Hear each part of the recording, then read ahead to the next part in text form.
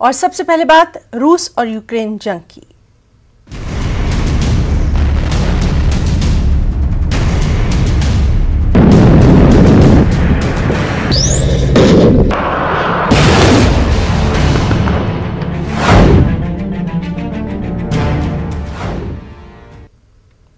रूस के हमले के बाद यूक्रेन में तीसरे रोज भी शदीद लड़ाई जारी है और अब लड़ाई दारुल हुकूमत कीव की लड़ाई दीगर शहरों से होती हुई दारुल हुकूमत कीव की सड़कों और गलियों तक जा पहुंची है।